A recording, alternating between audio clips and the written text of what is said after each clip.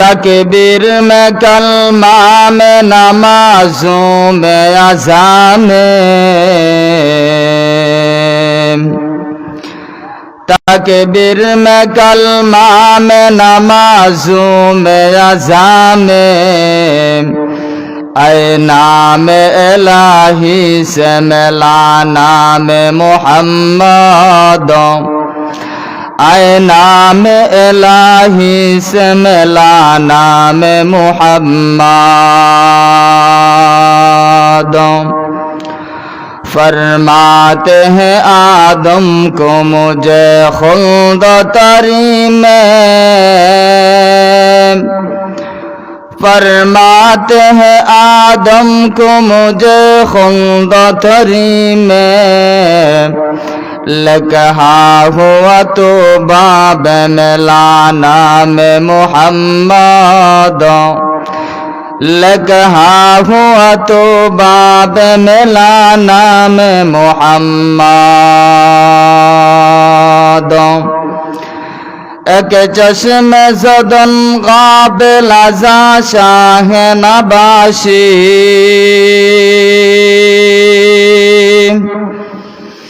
एक चश्मे ज़दन काबिल अज़ा शाह नबाशी, शायद के निगाह को नादागाह नबाशी, शायद के निगाह को नादागाह नबाशी।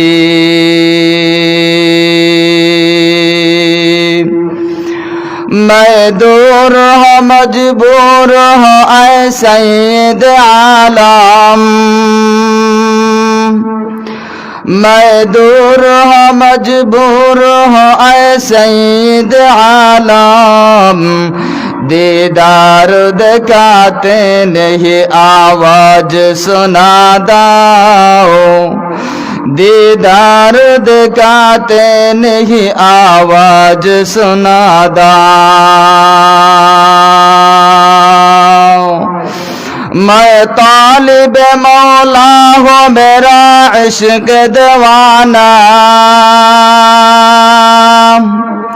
मैं तालिब मौला हो मेरा इश्क दीवाना, ये जुमला जहां जिसकी तजल्ली से उजाला, ये जुमला जहां जिसकी तजल्ली से उजाला।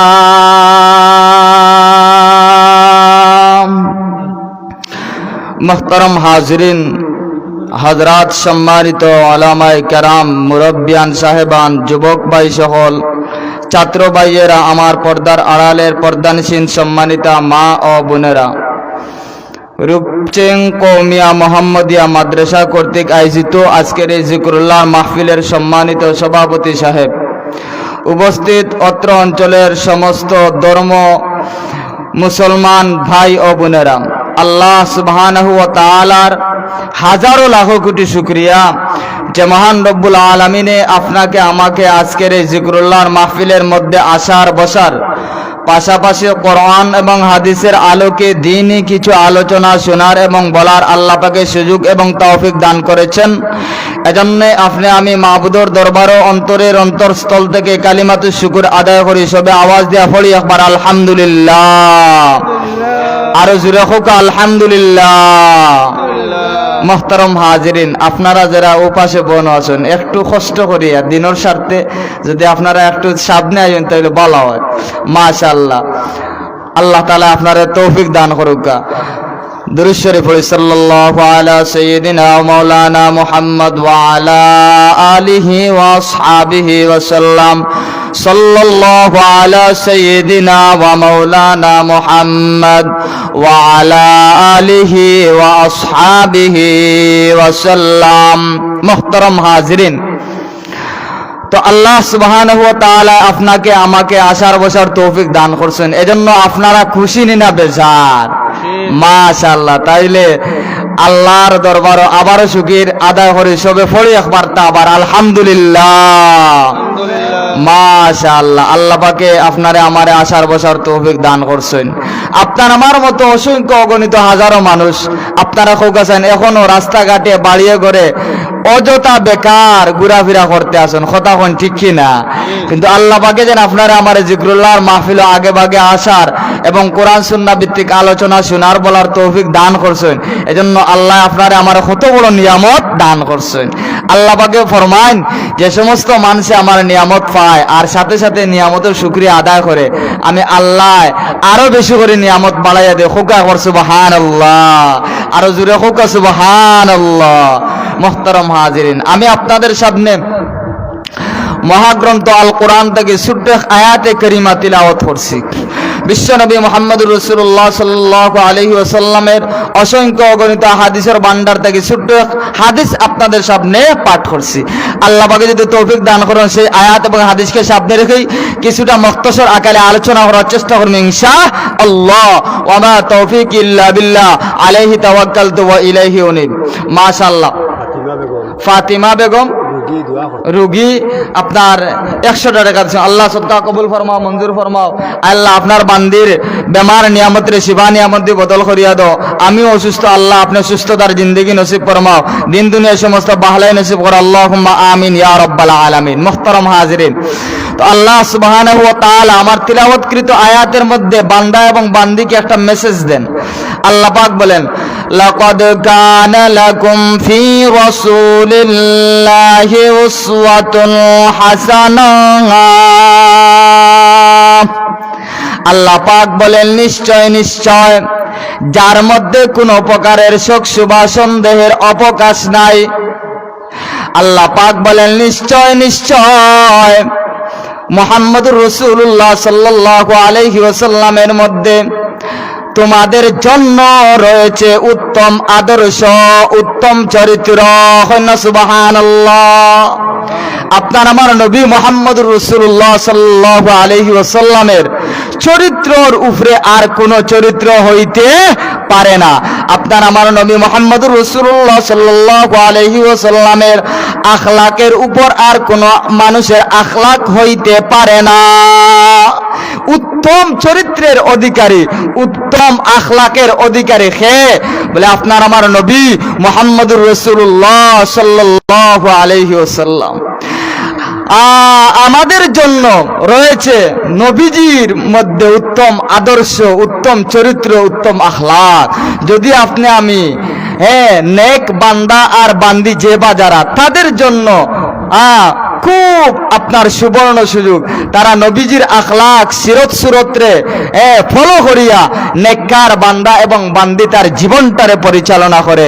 বদকার যারা বেঈমান ফাসিক ইহুদ নাসারা বৌদ্ধ খ্রিস্টান, এদের জন্য নয়, সত্যিকার ইমানদারের জন্য যদি সে গ্রহণ করতে পারে।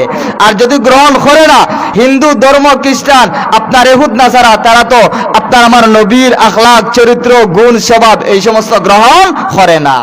খেরা গ্রহণ করে বলে ইমানদার যারা, মুমিন যারা, ইমানদার যারা, ওরাই নবীকে মহব্বত করে, ওরাই নবীজির সাথে মহব্বত রাখে, সুন্নতকে মহব্বত করে, নবীজির সিরত সুরতকে আঁকড়িয়া ধরে। নবীজির সিরত এবং সুরত, আখলাক আর চরিত্র কি, যদি আমি আলোচনা করি অনেক লম্বা সময়ের দরকার। তো যাই হোক, সংক্ষিপ্ত আকারে যতটুকু সম্ভব হয় ততটুকু আমি আলোচনা করার চেষ্টা করব ইনশাআল্লাহ। তো আপনার আমার নবী মুহাম্মদুর রাসূলুল্লাহ সাল্লাল্লাহু আলাইহি ওয়াসাল্লাম কত সচরিত্রের অধিকারী, কত আপনার আখলাকের অধিকারী। কিন্তু আপনি আমি, আপনার আমার আখলাক, আপনার আমার চরিত্র, আপনার আমার আচরণ, আপনার আমার ব্যবহার নবীজি যেই রকম ছিল এই রকম আমি আমার কথা হইয়ার আমার মাঝে নাই। নবীজি যেইভাবে আপনার উঠা বসা, চলাফেরা, খাওয়া দাওয়া এই সমস্ত আজকে আপনি আমি করি নাই, যার কারণে আপনার আমার আজকে এই অধপতন, আপনার আমার আজকে ক্ষতিগ্রস্তর মধ্যে শুধুমাত্র এই নবীজির সিরত সুরখার আখলাক চরিত্র আপনি আমি না মানার কারণে এই আপনার আমার এই দুর্দশা। দেখেন নবীজির চরিত্র, একজন বৃদ্ধ মহিলার সাথে, নবীজির দুশ্মন একজন বৃদ্ধ মহিলা। তৎকালীন যুগের সময় নবীজির যুগে একজন মহিলা, বৃদ্ধ মহিলা ছিল, নবীজির সাথে খুব বেশি বেয়াদবি করত, নবীজির সাথে খুব বেশি দুশ্মনী করতো। কন্যা একবার তা নাউজুবিল্লাহ। তো যা আপনার বৃদ্ধ মহিলা নবীজি যেই রাস্তা দিয়ে আসা যাওয়া করতেন, মসজিদে নববী যেই রাস্তা দিয়ে আসা যাওয়া করতেন, আপনার নবী আলাইহিস সালাতু ওয়াস সালাম তার হুজরা মুবারক দিয়ে যাওয়া আওয়া করতেন, যেই রাস্তা দিয়ে যাইতেন সেই রাস্তায় এই বুড়ি বা রাস্তার মধ্যে খাতা বিছিয়ে রাখতো, রাস্তার মধ্যে গর্ত করিয়া রাখতো। কন্যা নাউজুবিল্লাহ। বুড়ি মা তার পিছনে আরে এক বিরাট এক বাহিনী আপনার কিতা দিতেছে, ইন্ধন দিতেছে, আর দিয়া এক কাজ করাইতেছে। এরা কারা জানেন? বলে এরা হইলো আবু জেহেলের বাহিনী। কন্যা নাউজুবিল্লাহ। ওই আবু জেহেলের বাহিনী এই বৃদ্ধ বুড়া মাটারে নবীজির পিছনে দুশ্মনির জন্য লাগাইয়া রাখছে, যে এই বুড়ি মা তুমি সব সময় যে রাস্তা দিয়া মোহাম্মদ আসা যাওয়া করে সেই রাস্তায় কাটা পালাইয়া রাখবে, সেই রাস্তায় গর্ত করিয়া রাখবে, তার বিনিময়ে আমি তোমাকে প্রতিদিন কিছু টাকা পয়সা দিমু, আর এগুন দিয়ে তোমার জীবনটারে পরিচালনা করবা। কন্যা নাউজুবিল্লাহ। তো বৃদ্ধ মা অসহায়, কি করব? একজন মেয়ে, বৃদ্ধ মার একজন মেয়ে, আপনার যুবতী এক মেয়ে, আর এই বৃদ্ধ মা আর কেউ নাই। টাকা পয়সা রুজি রোজগারের খানি পানির আর কোনো ব্যবস্থা নাই। তো তাইন ও ব্যবস্থা ভাইয়া তাইনো কিতা করতা, বৃদ্ধ মহিলা তাইনো খাটা ফালাই রাখতা, গর্ত করিয়া রাখতা।